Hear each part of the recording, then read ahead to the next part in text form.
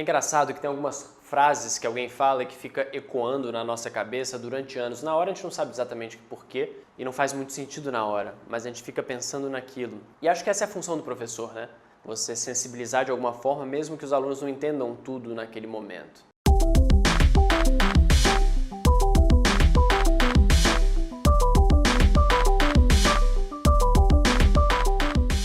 Isso aconteceu comigo em 2013, quando eu estava no meu mestrado. Eu ia ter uma palestra de 2 designers que iam falar sobre cartaz, processo criativo, etc. Eu não fiquei para o workshop, ia ter palestra e workshop. Eu só fiquei para a palestra porque era mais rápido. E eles estavam explicando o processo criativo deles. Eles faziam colagens diariamente. Então eles não esperavam o cliente chegar. Eles faziam colagens diariamente e estudavam composição, estudavam cor, estudavam estrutura e guardavam em um armário que eles tinham repleto de colagens feitas anteriormente. E quando o cliente chegava para eles, eles iam nesse armário e buscavam qual colagem tinha a ver ou qual pesquisa que eles estavam fazendo que tinha mais a ver com aquele cliente. E naquele momento eles não falaram nada como se fosse alguma coisa genial, revolucionária, eles só estavam contando o processo deles. Mas aquilo, eu fiquei encucado com aquilo e fiquei pensando, por que aquilo é tão desconcertante? Passaram meses, passaram anos e aquele pensamento não saía da cabeça. E depois eu fui pensar que quando a gente aprende a metodologia do design, a gente faz uma atividade que é muito reativa, né? Que é tipo, o cliente chega pra gente pedindo alguma coisa. E aí sim a gente se mexe para fazer. E o que eles estão propondo é alguma coisa completamente diferente. É como se tivesse um trabalho de pesquisa diário, que você ficasse estudando diariamente essa forma. Quando o cliente vem, você tem um repertório de ferramentas que você pode usar. E eu achei isso super fascinante. Porque quem disse que design não tem nada a ver com pesquisa? Tem tudo a ver. O trabalho criativo também é uma pesquisa diária, de estudo diário, de teste, de hipótese, de erro, tentativa, teste, o que funciona, o que não funciona, avalia, volta. E qual seria essa diferença disso para um método científico?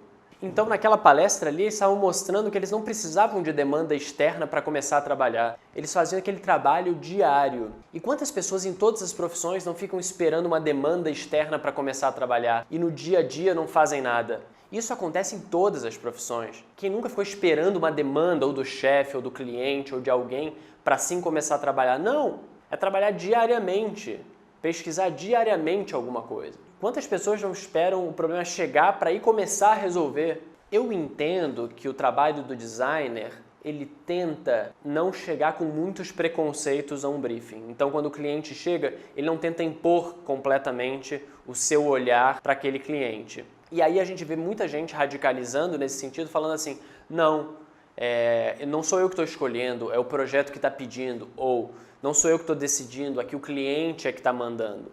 Então, tradicionalmente, a gente tenta chegar com o problema sem preconceito, tentando mostrar uma objetividade do processo, que a gente não está ali de alguma forma se impondo tanto. Então você tenta tirar tudo que é de você e tentar chegar o mais puro naquele projeto. Só que não é verdade.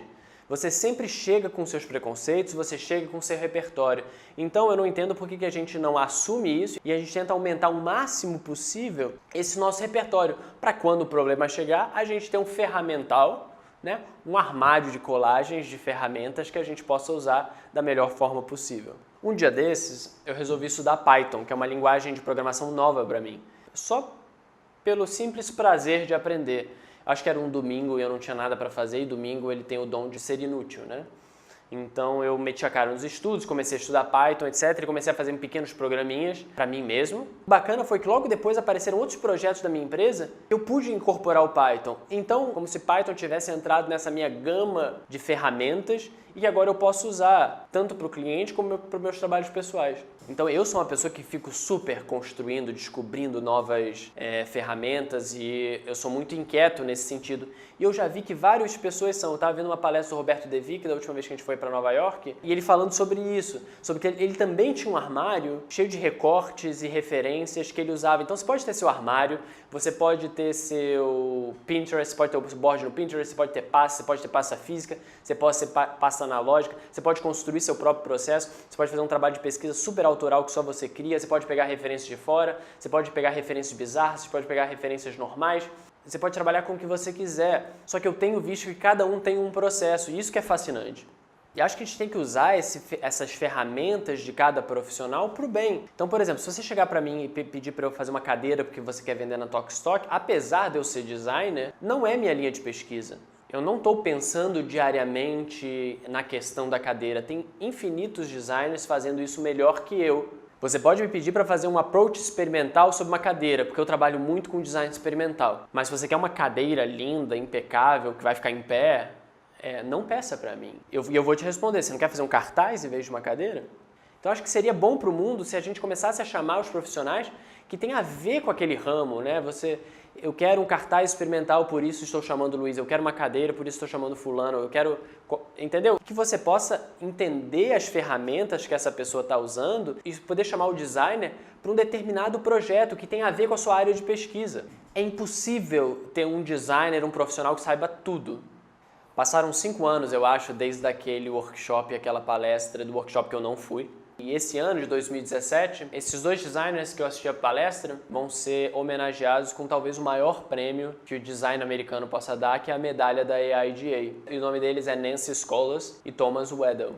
E vale a pena dar uma olhada no trabalho deles. Eles são um casal que mergulharam fundo no processo criativo, sempre tentando inovar na sua área, que é fazer cartazes. Então, sempre tentando trazer coisas novas, originalidade, com estudo do processo criativo. Então, aqui no Brasil, a gente fala muito no Sagmaster e na Paula Scher, como se só existissem esses 2 designers no mundo. E não é.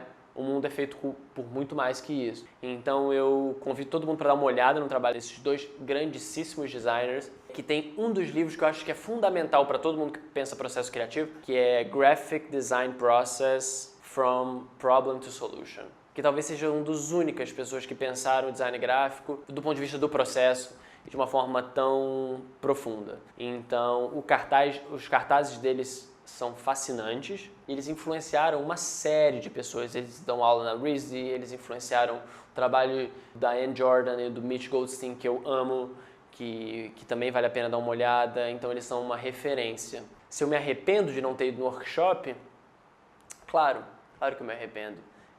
Naquela época eu era aluno e fiquei pensando assim, é um workshop só de colagem, mas não era muito mais que isso.